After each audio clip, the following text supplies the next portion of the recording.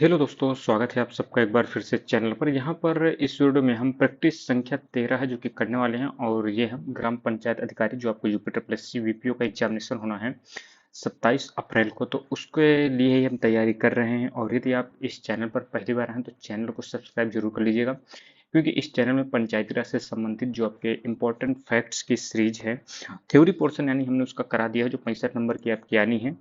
इसके अलावा कंप्यूटर और आपको अन्य तथ्य भी हैं जो कि छोटे छोटे पॉइंट्स हैं आपके वीपीओ के लिए, उन्हें भी मैं आपको शॉर्ट वीडियो के माध्यम से, या हो सकता है अगर जरूरत पड़ेगी बड़ी वीडियो भी जो कि बनाई जाएंगी, तो आप चैनल के साथ जरूर जुड़े रहिएगा। तो यहाँ पर देखिए, पहला क्वेश्चन हम देखते हैं। पहला क्वेश्चन क्या है?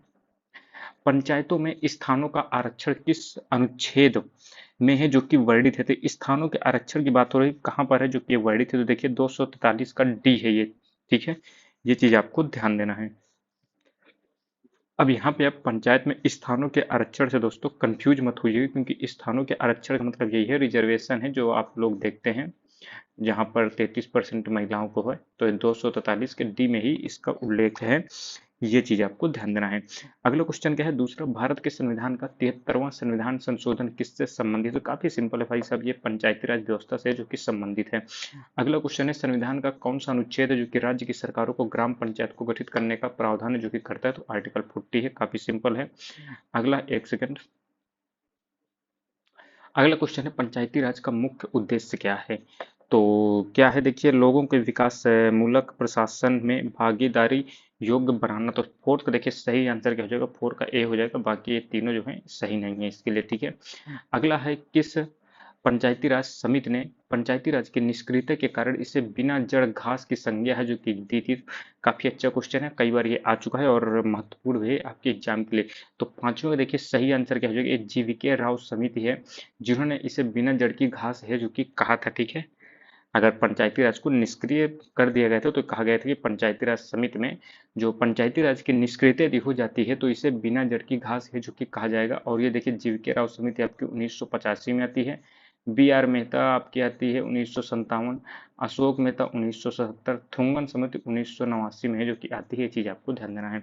अगला है, भारत में मंडल पंचायत की संस्तुति की गई थी? तो बताइए, मंडल पंचायत की संस्तुति किसके द्वारा है जो कि की गई थी? तो देखिए सातवें का छठवें का जो सही आंसर क्या हो जाएगा आपका? छठवें का ऑप्शन नंबर ए है जो कि यहाँ पर सही हो जाएगा। अशोक मेहता समिति है जिन्होंने मंडल पंचायत की संस्तुति है जो कि की थी। ठीक है, और ये अशोक मेहता ही थे जिन्होंने दो स्तरीय यानी टू टायर पंचायत सिस्टम को जो कि अपनाने की बात कही थी। बाकी बलवंत राय मेहता जी ने तीन स्तरीय पंचायती राज व्यवस्था को स्थापित करने की बात है कही थी। चीज आपको ध्यान देना है। अगला है देखिए, वर्ष 1985 में योजना आयोग द्वारा ग्रामीण विकास एवं गरीबी उन्मूलन कार्यक्रम हेतु तो किस समिति का गठन है जो कि किया गया था? काफी सिंपल क्वेश्चन है, अभी मैंने आपको बताया 1985 में जीवीके राव समिति है जो कि आती है। इसे भी ध्यान दीजिएगा, ये किसके सुझाव पर जो कि गठित की गई थी? तो योजना आयोग के सुझाव के द्वारा। ये चीज भी पॉइंट आपको महत्वपूर्ण है, ये चीज ध्यान दीजिएगा। आठवां क्वेश्चन है, सामुदायिक विकास कार्यक्रम को सर्वप्रथम कितने विकास खंडों में है जो कि लागू किया गया था? काफी अच्छा क्वेश्चन है। तो आठवीं के देखिए सही आंसर क्या हो जाएगा? 55 विकास खंडों में है जो कि इसे लागू किया गया था। और ये आपका आता कब है? तो 1952 में है जो कि आता है। ये चीज आपको ध्यान देना है।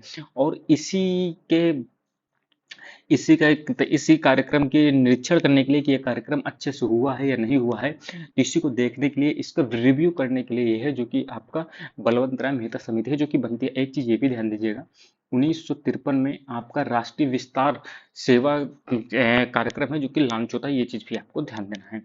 अगला है 9वां नंबर क्वेश्चन क्या है? विजयनगर शासन में गांव की सबसे बड़ी इकाई क्या थी? तो गांव की देखिए सबसे बड़ी इकाई क्या थी? तो 9वें का देखिए सही आंसर क्या होगा? नाडू। ये आपका सही आंसर है जो कि हो जाएगा। ये चीज आपको ध्यान देना है। अगला क्वेश्चन है, चोल अभिलेखों में कितने प्रकार के ग्राम सभाओं का उल्लेख है जो कि मिलता है? तो 10वें में देखिए सही आंसर क्या हो जाएगा? ऑप्शन नंबर सी हो जाएगा। चोल अभिलेखों में कितने प्रकार के ग्राम सभाओं का उल्लेख मिलता है? तो 3 प्रकार के ग्राम सभाओं का जो कि उल्लेख मिलता है। ये चीज आपको ध्यान देना है। ठीक है, आइए कौन कौन सी थी? तो एक उर थी, एक सभा थी और एक नगरम थी। ये चीज आपको ध्यान देना है। उर जो होती थी सर्वसाधारण लोगों के लिए होती थी, यानी आम लोगों के लिए। सभा या महासभा जो होती थी ब्राह्मण और वयस्क पुरुषों के लिए होती थी। और नगरम की बात करें तो ये देखिए व्यापारी समुदाय की महत्वपूर्ण प्रशासनिक इकाई थी। ये चीज आपको ध्यान देना है। अगला 11वां नंबर क्वेश्चन का है, निम्नलिखित कथनों में से कौन सा एक सही है? स्वच्छता सरकार की शीर्ष प्राथमिकता है। इसके लिए देशव्यापी आंदोलन की आवश्यकता है जिसमें हर किसी की भागीदारी आवश्यक है। तो देखिए 11वें का सही आंसर क्या हो जाएगा? ये दोनों चीजें हैं जो कि सही है, चीज आपको ध्यान देना है। अब बात करें स्वच्छ भारत मिशन, स्वच्छ भारत अभियान जो है ये आपका 2 अक्टूबर 2014 को हो, जो कि स्टार्ट होता है, ये चीज भी आपको ध्यान देना है।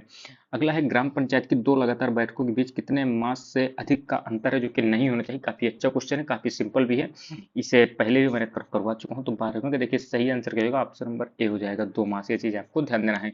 कमेंट बॉक्स में आप ये बता दीजिएगा यदि आपको पता हो कि ग्राम पंचायत और आपका ग्राम सभा में अंतर क्या है, ये कमेंट बॉक्स में बताइएगा यदि आपको जानकारी हो, क्योंकि कॉन्सेप्ट आपके क्लियर होना बहुत ही जरूरी है। अगला क्वेश्चन है 13वां, विकेंद्रित राज्य व्यवस्था का मूल उद्देश्य निम्नलिखित में से कौन सा सुनिश्चित करना है? तो विकेंद्रित राज्य व्यवस्था यानी पंचायती राज व्यवस्था की है जो कि बात कर रहा है। तो लोकतांत्रिक विकेंद्रीकरण सही है। वित्त संग्रहकर्ता विकास में लोगों की भागीदारी, ये भी सही है। एक और तीन तो देखिए 100% है जो कि सही है आपके, ठीक है। 13वें में एक और तीन 100% सही, लेकिन वित्त संग्रहकर्ता भाई साहब रुपये थोड़ा ना जोड़ने का काम करता है ये। तो चारों गलत, ये भी गलत, और राजनीतिक गणित ये भी आपका गलत है, तो ये भी गलत। तो ऑप्शन नंबर सी यहाँ पर सही आंसर हो जाएगा, ठीक है। अगला 14वां नंबर क्वेश्चन देखें। ग्राम पंचायत या आपको जो भूमि प्रबंधक समिति होती है, इसका कोई भी सदस्य किसकी अनुमति के बिना लाइसेंस, पट्टा आदि वितरित करने का प्रयत्न नहीं करेगा? तो बताइए किस किसकी अनुमति है जो कि बहुत ही महत्वपूर्ण होती है? 14वें का देखिए सही आंसर क्या हो जाएगा? ध्यान दीजिएगा, यहाँ पर 14 का सही आंसर कलेक्टर है जो कि हो जाएगा, ठीक है। क्योंकि देखिए जिले के अंदर ही आपका गांव आता है, चाहे वो क्षेत्र पंचायत हो या आपका ग्राम पंचायत हो, ये सब चीजें हैं जो कि जिले के अंदर अंतर्गत आती हैं। और जिले का सबसे बड़ा अधिकारी डीएम यानी कलेक्टर होता है। अब कलेक्टर के अंडर में ही भूमि राजस्व भाई साहब बहुत बड़ा एक क्या कहते हैं, रुपया इकट्ठा करने का माध्यम होता है। टैक्स वगैरह सबसे ज्यादा आप देखते हैं कि स्टेट रेवेन्यू सबसे ज्यादा कहाँ से कमाती है? तो भाई साहब राजस्व उसको भूमि राजस्व के रूप में ही है जो कि मिलता है, ठीक है। तो यहाँ पर ध्यान ध्यान दीजिएगा, कलेक्टर की बहुत ही महत्वपूर्ण भूमिका होती है यहाँ पर, क्योंकि उसके अनुमति के बिना लाइसेंस, पट्टा आदि वितरित करने का प्रयत्न नहीं कर सकता है कोई भी, ठीक है। ये भी ध्यान दीजिएगा, भूमि प्रबंधक समिति का अध्यक्ष जो होता है वो प्रधान होता है। अब बात करें सचिव की, तो इसका सचिव कौन होता है? तो लेखपाल होता है, मोस्ट इंपॉर्टेंट। ध्यान दीजिएगा, भूमि प्रबंधक समिति की सचिव की बात आ जाएगी तो ग्राम सचिव नहीं होगा, ना आपका वीपीओ होगा जो ग्राम पंचायत अधिकारी होते हैं, बल्कि ये सचिव कौन होगा? तो लेखपाल है जो कि होता है। ये चीज ध्यान दीजिएगा, महत्वपूर्ण है। अगला है, निम्नलिखित में से कोई व्यक्ति एक साथ किन किन पदों को धारण कर सकता है? तो ग्राम पंचायत का प्रधान और न्याय पंचायत का पंच, क्या ये बन सकता है? बताइए। ये हमारे अनुसार तो बिल्कुल नहीं बन सकता भाई साहब, वो वही ग्राम पंचायत का प्रधान हो, वही न्याय पंचायत का पंच हो जाए, ऐसा बिल्कुल नहीं होगा। एक से अधिक प्रादेशिक निर्वाचन क्षेत्र से ग्राम पंचायत का सदस्य भी नहीं बन सकता है। ग्राम पंचायत का सदस्य और न्याय पंचायत का पंच, तो क्या बताइए ऐसा हो सकता है? ये भी नहीं हो सकता। यानी इनमें से कोई नहीं। यानी देखिए आप लोगों ने देखा ही होगा, इसके क्वेश्चन में ही आंसर छिपा हुआ है। भारत की आप व्यवस्था को देखेंगे, चाहे वो सदन की व्यवस्था, लोकसभा राज्यसभा की, या विधानसभा विधान परिषद की व्यवस्था हो, तो इन सब चीजों में वैसे ही देखिए लोकल स्तर पर भी आपकी वही सब चीजें आती हैं कि एक साथ दो पद आप नहीं धारण कर सकते। आप ही बताइए कि आप दो नौकरी एक साथ कर लेंगे? नहीं कर सकते भाई साहब, सीधी सी बात है। आप इसे आंसर को कॉमन सेंस से भी कर सकते थे। मतदान अभिकर्ता की नियुक्ति बताइए कौन करता है? तो मतदान अभिकर्ता की नियुक्ति जो होता है कौन करता है? तो 16वें का जो सही आंसर क्या हो जाएगा? ऑप्शन नंबर डी हो जाएगा, उम्मीदवार। अब ये मतदान अभिकर्ता कौन होते हैं? देखिए ये आपको बता दूं, उम्मीदवार जो खड़े होते हैं, मान लीजिए हमारे यहाँ ये जैसे बीजेपी और कांग्रेस खड़ी हैं, ठीक है। एक बीजेपी की तरफ से उम्मीदवार हैं जो कि चुनाव लड़ रहे हैं, और एक कांग्रेस की तरफ से उम्मीदवार हैं। अब बीजेपी की तरफ से उम्मीदवार जो होता है वो मतदान अभिकर्ता के रूप में ही आप देखते हैं कि कार्यकर्ता जब आप वोट वगैरह देने जाते हैं तो वहाँ पर पानी की व्यवस्था करते हैं, आपको वोटिंग मशीन तक ले जाने का काम करते हैं। यदि आपके पास आईडी वगैरह नहीं होते तो वो बताते हैं कि आपकी पर्ची यदि मिली है नहीं मिली, तो वो लोग सहायता करते हैं। तो वो लोग कौन होते हैं? तो उम्मीदवार के ही वो मतदान अभिकर्ता है जो कि होते हैं। ये चीज आपको ध्यान देना है। अगला क्वेश्चन है, संविधान के अनुच्छेद 243 का डी है ये, कि कोई बात अनुसूचित जातियों के आरक्षण के संबंध में निम्नलिखित में से किस राज्य में है जो कि लागू नहीं होगी? बताइए भाई साहब कहाँ नहीं लागू होगी? तो काफी सिंपल है ये, अरुणाचल प्रदेश में ये लागू नहीं होगी। ये चीज आपको ध्यान देना है। अगला है पंचायत के 3 स्तरों पर अध्यक्ष पद के लिए स्त्रियों हेतु कितने प्रतिशत पद हैं जो कि आरक्षित हैं। काफी सिंपल है, ये 1/3 है। ठीक है। अब वहीं बिहार की बात करूँ तो बिहार में 50%, ये चीज भी आपको ध्यान देना है। अगला क्वेश्चन है, किसी व्यक्ति के पंचायत का सदस्य चुने जाने के लिए सदस्य होने के लिए निरर्हता यानी आपके क्या कहते हैं अहर्ता ना हो, जिसके पास संबंधित विवाद का अभिनिश्चय कौन है जो कि करता है। तो बताइए भाई साहब कौन करेगा ये। तो 19वें का डी हो जाएगा, नियुक्त प्राधिकारी। विधानमंडल के द्वारा जो भी प्राधिकारी नियुक्त किया जाएगा वही इसका सही आंसर हो जाएगा। 73वें संविधान संशोधन अधिनियम 1992 के तहत राज्यों के विवेकाधीन शक्तियों में शामिल नहीं। तो बताइए कौन सा है जो कि शामिल नहीं है। तो ग्राम पंचायत के अध्यक्ष के चुनाव का माध्यम, पिछड़े वर्गों के लिए सीटों का आरक्षण, सामाजिक न्याय संबंधी योजनाएं। तो 20वें में देखिए काफी आपका, और राज्य चुनाव आयोग। तो राज्य चुनाव आयोग की बात करें तो देखिए चुनाव आयोग जो था ये पहले ही बन गया था, तो ऑप्शन नंबर डी यहाँ पर सही हो जाएगा। ठीक है। बाकी ये 3 चीजें हैं और इसी के तहत ही 73वें संविधान संशोधन के तहत ही है जो कि आपका राज्य वित्त आयोग का गठन हुआ था, ना कि राज्य चुनाव आयोग का। ये चीज आपको ध्यान देना है। राज्य चुनाव आयोग से संबंधित जो आर्टिकल है 243 का के ही, ये चीज भी आपको ध्यान देना है। पंचायत के किस आम चुनाव में मतदाताओं की आयु जो है 21 वर्ष से घटाकर 18 वर्ष है जो कि कर दी गई थी। तो 21वें का सही आंसर क्या हो जाएगा, ऑप्शन नंबर बी, 5वां पंचायत चुनाव है जो कि हो जाएगा। ये चीज आपको ध्यान देना है। उत्तर प्रदेश में पंचायतों की स्थापना कब हुई। तो बताइए भैया कब हुई है पंचायतों की स्थापना। उत्तर प्रदेश की बात हो रही है यहाँ पर। तो 22वें का सही आंसर क्या हो जाएगा, 15 अगस्त 1949 इसका सही आंसर है जो कि हो जाएगा। ये चीज भी आपको ध्यान देना है। 15 अगस्त 1949 को उत्तर प्रदेश में पंचायतों की स्थापना हो गई थी। अगला है, किस राज्य सरकार द्वारा प्रकाश है तो विकास है योजना को जो है प्रारंभ किया गया था। तो 23rd का सही आंसर क्या हो जाएगा, उत्तर प्रदेश के द्वारा है जो कि इस योजना को लॉन्च है जो कि किए गए थे। ये चीज भी आपको ध्यान देना है।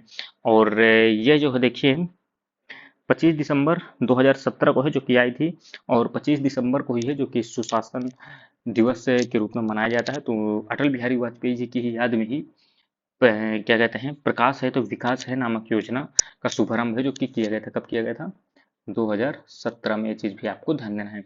प्रधानमंत्री ग्राम सड़क योजना। तो प्रधानमंत्री ग्राम सड़क योजना की बात करें तो 25 दिसंबर 2000 को ये आती है, और ये भी अटल बिहारी वाजपेयी जी की समय में है जो कि आती है। ये चीज भी आपको ध्यान देना है। ग्राम पंचायत की अनुदान वितरण रेंज कितनी है। तो काफी अच्छा क्वेश्चन है भाई साहब ये। 25वें को जो सही आंसर आपका जानते हैं कौन सा हो जाएगा, 25वें का ए हो जाएगा। ये 70% से 85% है, यानी मिनिमम ग्राम पंचायत को जो भी अनुदान मिलेगा वो 70% है जो कि मिलेगा, चाहे वो राज्य वित्त आयोग की तरफ से अनुदान दिया जा रहा हो या केंद्रीय वित्त आयोग की तरफ से वो अनुदान दिया जा रहा हो। ये चीज आपको क्या कहते हैं ध्यान देना है। और मैक्सिमम कितना दिया जा सकता है तो 85%, 70% से 85% के मध्य में है जो कि दिया जा सकता है। ये चीज आपको ध्यान देना है। ठीक। अब आगे बात करें 26वां नंबर क्वेश्चन, राष्ट्रीय ग्राम स्वराज अभियान के तहत किस घटक में केंद्र सरकार की भागीदारी 100% है जो कि होती है। तो 100% बताइए किसमें होगी। काफी सिंपल क्वेश्चन है, आप लोग कॉमन सेंस लगाएंगे तो आसानी से इसका आंसर कर लेंगे।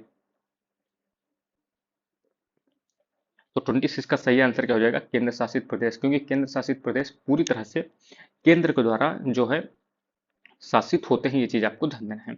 अगला है, निम्नलिखित कथनों पर विचार करना है। वित्त आयोग के अध्यक्ष व सदस्यों की योग्यताओं का निर्धारण भारत की संसद करती है। बिल्कुल सही बात है। अध्यक्ष व सदस्यों की नियुक्ति भारत के राष्ट्रपति द्वारा की जाती है। ये भी बात आपकी सही है। इन्हें बताना है कौन सा कथन सही है, क्या है सही पूछ रहा है।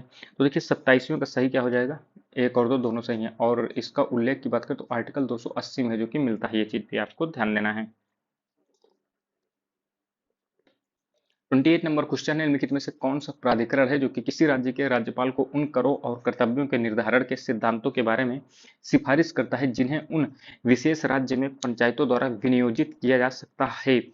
तो ये देखिए इसका सही आंसर क्या हो जाएगा, 28 का सही आंसर ऑप्शन नंबर बी हो जाएगा, राज्य वित्त आयोग। ये चीज आपको ध्यान देना है।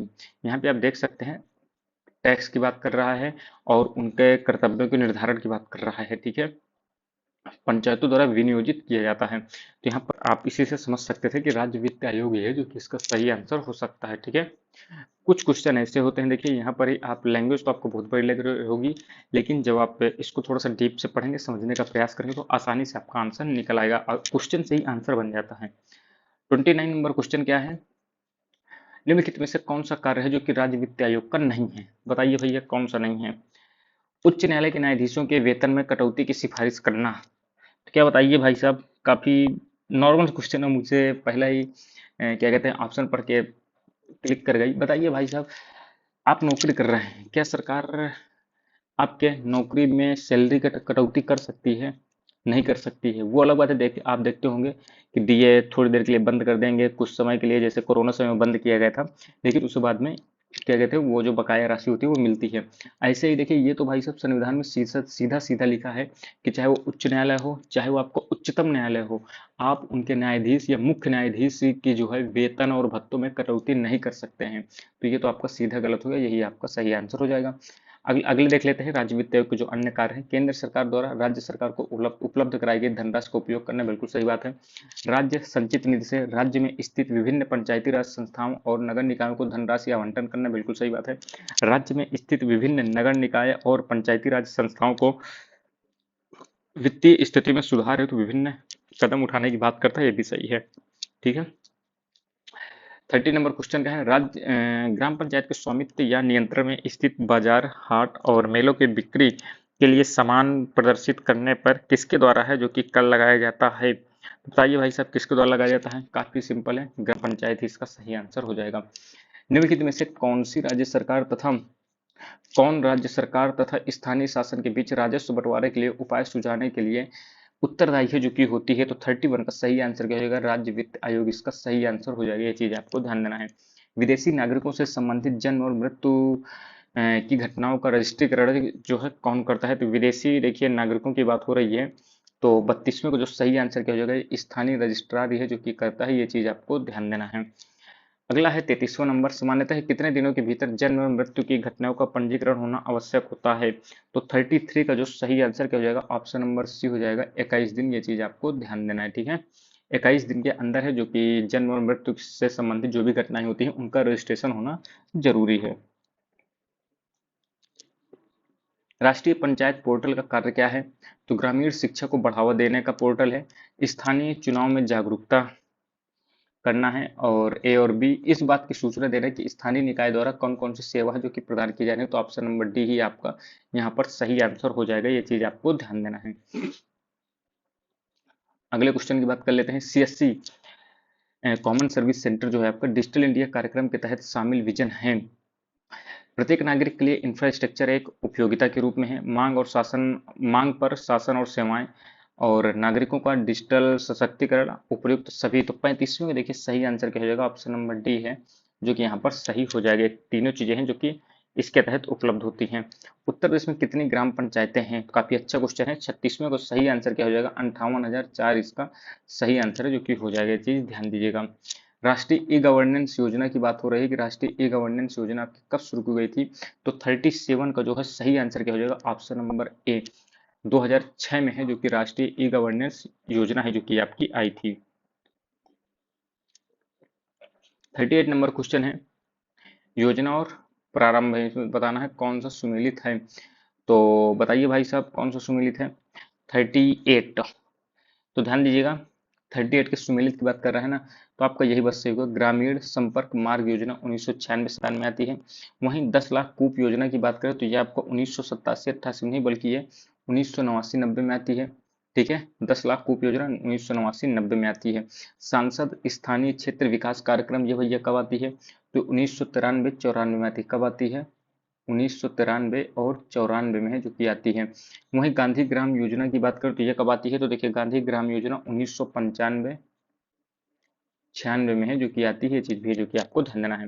राष्ट्रीय ग्रामीण रोजगार गारंटी योजना जो है कब से शुरू की गई थी?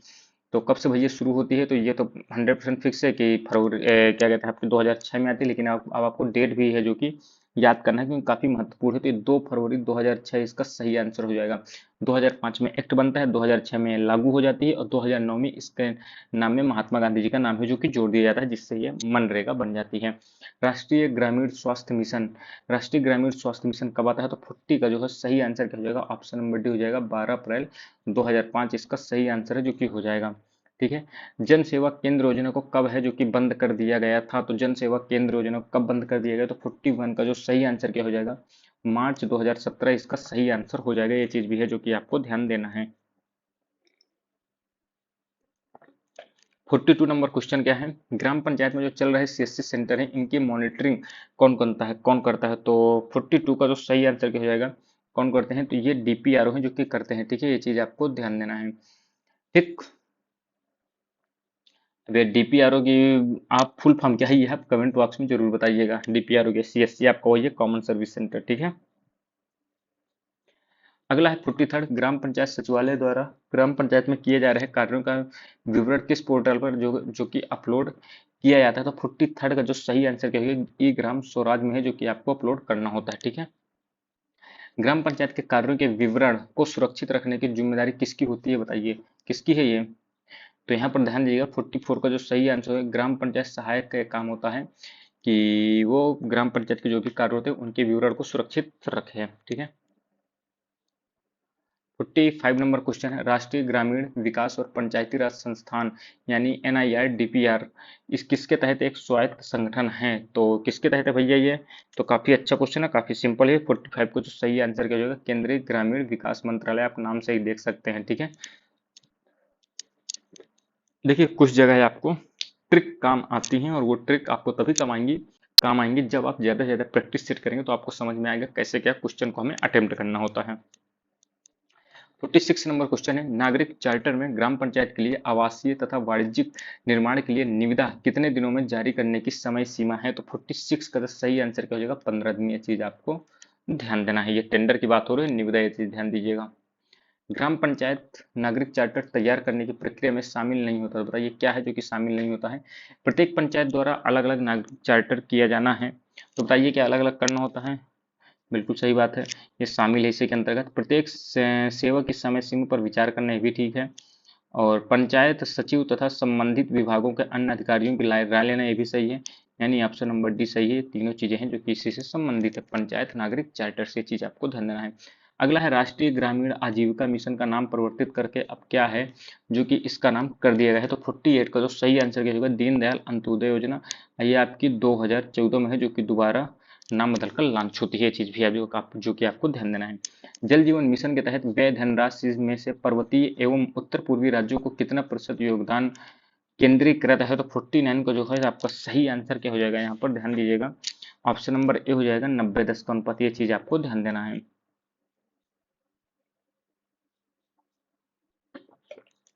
राष्ट्रीय ग्राम स्वराज अभियान के तहत लक्ष्यों को प्राप्त करने के लिए कितने वर्षों का कार्यक्रम है जो कि बनाया गया है? तो 50 का जो सही आंसर क्या हो जाएगा? वर्ष 2018 से 2022 इसका सही आंसर है जो कि हो जाएगा। ठीक है। राष्ट्रीय ग्राम स्वराज अभियान की बात करें तो 24 अप्रैल 2018 को है जो कि ये प्रारंभ किया गया था। प्रधानमंत्री किसान सम्मान निधि जो योजना है ये किस वर्ष है जो कि प्रारंभ की गई थी? तो 51 का जो सही आंसर क्या हो जाएगा? ऑप्शन नंबर सी हो जाएगा। ये चीज आपको ध्यान देना है, वर्ष 2019 में। पंडित दीनदयाल ग्रामोद्योग रोजगार योजना कब है जो कि शुरू की गई थी? तो 52 का सही आंसर क्या हो जाएगा? वर्ष 2018-19 इसका सही आंसर है जो कि हो जाएगा। बेटी बचाओ बेटी पढ़ाओ योजना जो है आपकी कब शुरू की गई थी? तो ये भी काफी अच्छा क्वेश्चन है। 53 का जो सही आंसर क्या हो जाएगा? 22 जनवरी 2015 इसका सही आंसर हो जाएगा। ग्रामीण रोजगार कृषि योजना जो है, कृषि कार्यक्रम, ये कब है जो कि प्रारंभ की गई थी? तो 54 का जो सही आंसर क्या हो जाएगा? 1971-1972 इसका सही आंसर हो जाएगा। बेटी बचाओ बेटी पढ़ाओ आपका ये हरियाणा से स्टार्ट हुआ था शायद, आप कमेंट बॉक्स में बताइएगा एग्जैक्ट, मुझे तो हरियाणा लग रहा है। और ये 22 जनवरी 2015 को है जो कि स्टार्ट हुई थी। 55 नंबर क्वेश्चन, निम्नलिखित योजनाओं को व्यवस्थित करना है आपको। तो 55 की बात हो रही है, देखिए जवाहर रोजगार योजना 1989-90 में आती है। ठीक है, एक वन हो गया। स्वर्ण जयंती ग्राम स्वरोजगार स्वर्ण जयंती रोजगार योजना आपकी कब आती है? तो ये आपकी आती है 1999-2000 में, ये भी ठीक है। एक वन बी का टू। जवाहर ग्राम समृद्धि योजना, जवाहर ग्राम समृद्धि योजना 1999 से 2000 में आती है, ये हो जाएगा और ये हो जाएगा। ठीक है। ए का वन, बी का टू, सी का फोर, डी का थ्री, तो ऑप्शन नंबर ए यहाँ पर सही हो जाएगा। जवाहर रोजगार योजना 1989-90, स्वर्ण जयंती ग्राम स्वरोजगार योजना 1999 से 2000 में, जवाहर ग्राम समृद्धि योजना 2000 से 2001, और संपूर्ण ग्रामीण रोजगार योजना ये 2000 से 2001 के मध्य में जो की आती है।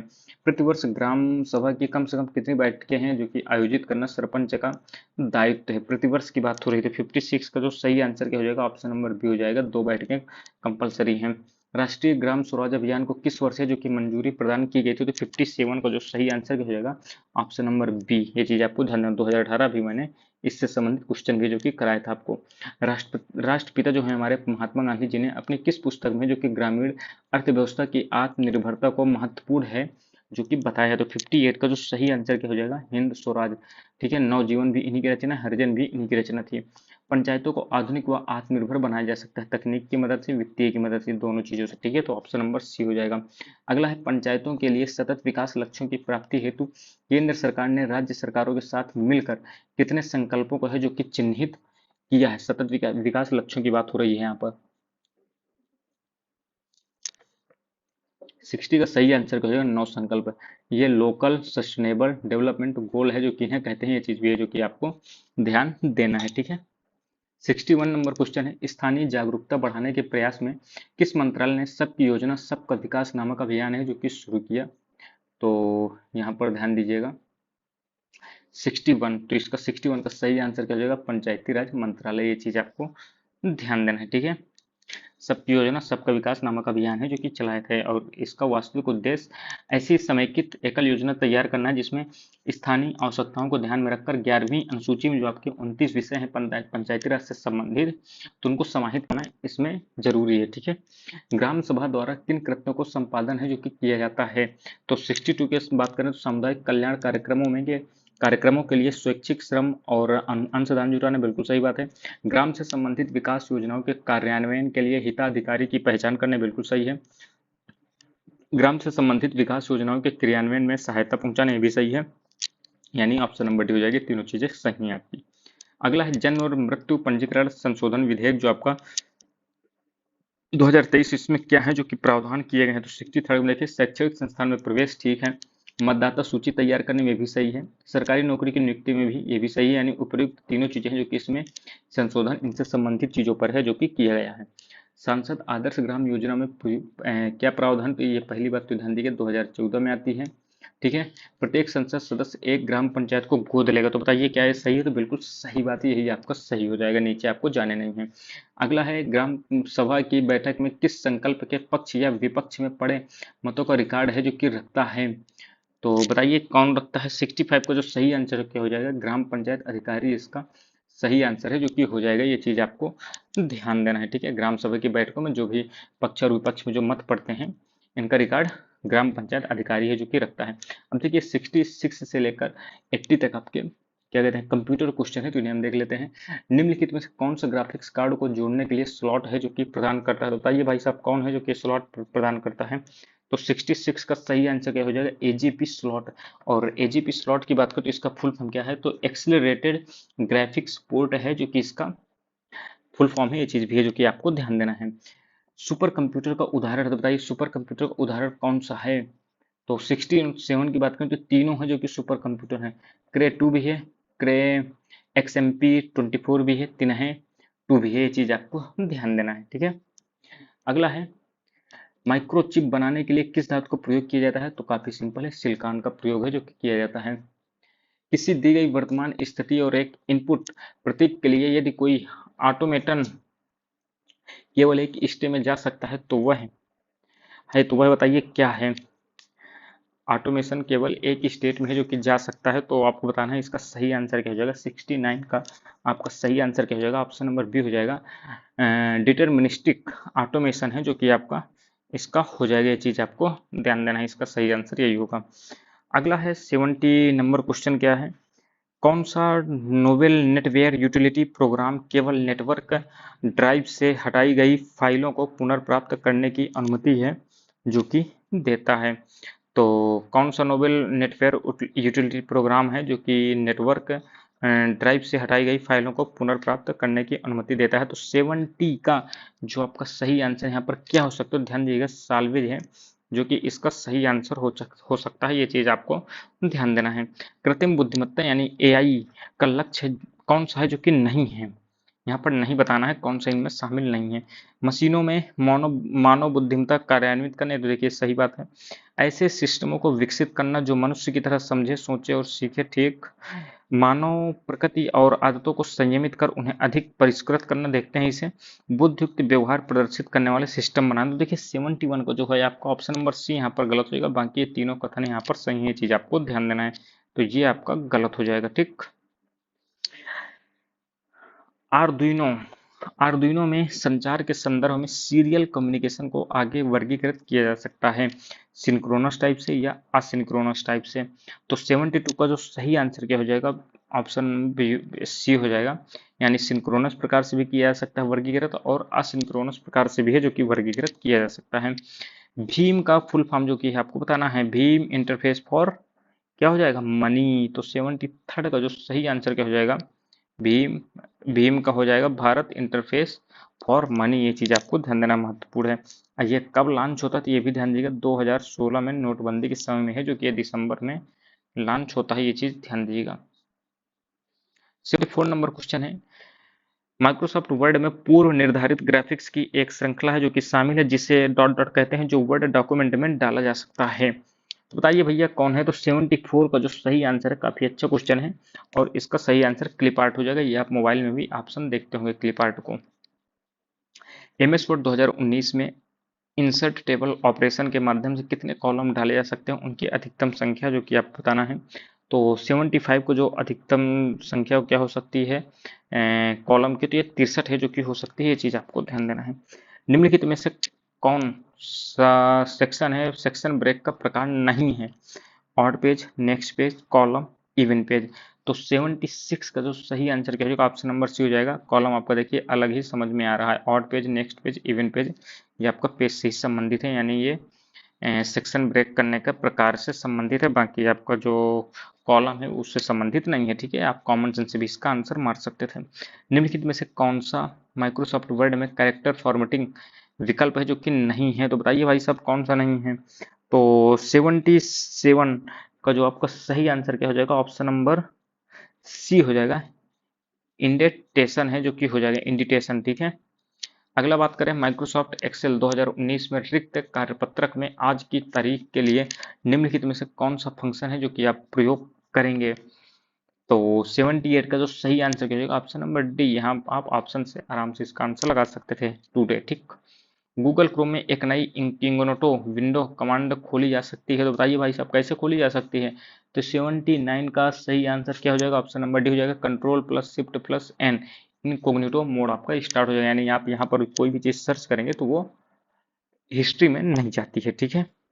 अगला, एंड्रॉयड एक तरह का कैसा सॉफ्टवेयर है भैया, तो एंड्रॉयड एक प्रकार का आपका 80 नंबर क्वेश्चन की बात करें तो ऑप्शन नंबर सी है, ये सिस्टम सॉफ्टवेयर की तरह काम करते हैं। आप मोबाइल में देखते हैं, मोबाइल आपका सिस्टम एक प्रकार का, और उसी में आपका क्या कहते हैं एंड्रॉयड सॉफ्टवेयर पड़ा हुआ है। यूपीएसआईडीए का फुल फॉर्म बताइए भैया क्या होगा, तो 81 का जो सो आपका सही आंसर क्या हो जाएगा, Uttar Pradesh state industrial development authority, यूपीएसआईडीए, ये चीज आपको ध्यान देना, ये इसका फुल फॉर्म है। जनगणना 2011 के अनुसार, अब देखिए 81 से लेकर 100 तक जो है आपकी ये यूपी स्पेशल देख लेते हैं। जनगणना 2011 के अनुसार उत्तर प्रदेश राज्य की कुल जनसंख्या में ग्रामीण जनसंख्या का प्रतिशत है जो कि आपको बताना है। तो 82 का सही आंसर क्या हो जाएगा भाई साहब, यहाँ पर तो 77.7% है जो कि गांव में जनता आज भी है जो कि रहती है। पिछले 2 दशक में उत्तर प्रदेश की जनसंख्या में वृद्धि का कारण क्या है भैया, बढ़ती साक्षरता दर, बिल्कुल गलत बात है भैया ये। सुधरती कृषि, यह कोई रीजन होता ही नहीं है। स्वास्थ्य सुधार और बीमारियों पर नियंत्रण, आपका यही आपका इसका सही आंसर हो जाएगा, ठीक है। क्योंकि स्वास्थ्य में अब लोगों का सुधार हो रहा है और बीमारियों पर भी नियंत्रण पाया जा रहा है, जिससे लोग ज्यादा दिन तक जीते हैं, और यह एक वन ऑफ द रीजन है जो कि बन जाता है जनसंख्या में वृद्धि के कारण में। 84 नंबर क्वेश्चन की बात करें तो स्वावलंबन योजना निम्नलिखित में से किस उद्देश्य की पूर्ति है जो कि करती है, तो 84 का जो सही आंसर क्या हो जाएगा, महिलाओं को प्रशिक्षण और कौशल प्रदान करने से संबंधित है, ये चीज आपको ध्यान देना है। अगला है, उत्तर प्रदेश राजस्व कोड निम्नलिखित में से किस वर्ष में है जो कि स्थापित किया गया था, तो 85 का सही आंसर क्या हो जाएगा, सन 2006, ये चीज आपको ध्यान देना, उत्तर प्रदेश राजस्व कोड। उत्तर प्रदेश का बायोटेक पार्क आपका कहाँ स्थित है? तो 86 का जो सही आंसर क्या हो जाएगा? ऑप्शन नंबर सी, लखनऊ में। उत्तर प्रदेश की निम्नलिखित जनजातियों में से कौन बहुविवाह व्यवस्था को जो है मानती है? तो 87 की बात करें तो 87 का सही आंसर क्या हो? जौनसारी है, जो कि बहुविवाह व्यवस्था को है, जो कि मानती है। चीज आपको ध्यान देना है। और ये मुख्यतः उत्तराखंड में है जो कि पाई जाती है। ये चीज भी है जो कि आपको ध्यान देना है। ठीक है। कवयित्री महादेवी वर्मा का जन्म किस शहर में है जो कि होता है? तो 88 का जो है आपका सही आंसर क्या हो जाएगा भैया? तो ऑप्शन नंबर डी हो जाएगा, फर्रुखाबाद। ठीक है। प्रतिवर्ष प्रसिद्ध सूफी संत हाजी वारिस अली शाह की मजार का मेला है जो कि कहाँ पर लगता है? तो 89 का सही आंसर क्या हो जाएगा? 89 का ऑप्शन नंबर सी हो जाएगा, देवस शरीफ में जो कि ये लगता है। और ये कहाँ पर है? ये तो आपका बाराबंकी में है। ये चीज भी है जो कि आपको ध्यान देना है। लखनऊ उत्सव, जिसे अब लखनऊ महोत्सव के नाम से जाना जाता था, जाना जाने लगा है अब, तो इसे प्रारंभ कब है जो कि हुआ था? तो 90 का जो सही आंसर क्या होगा? 1975-76 में है जो कि लखनऊ उत्सव आपका स्टार्ट हुआ था। ये चीज आपको ध्यान देना है। ठीक है। अगला है, अवध राज्य का ब्रिटिश साम्राज्य में विलय हुआ। तो भाई साहब कब होता है ये विलय? तो 91 नंबर क्वेश्चन की बात करें तो ऑप्शन नंबर ए हो जाएगा। अवध राज्य जो है ये ब्रिटिश साम्राज्य में कब मिलता? तो 1856 में जो कि मिल जाता है। ताज एक्सप्रेस वे किन दो शहर को जोड़ने का काम है जो कि करती है? तो 92 का जो सही आंसर क्या हो जाएगा? ऑप्शन नंबर सी हो जाएगा, आगरा को ग्रेटर नोएडा से जोड़ने का काम है जो कि ये करती है।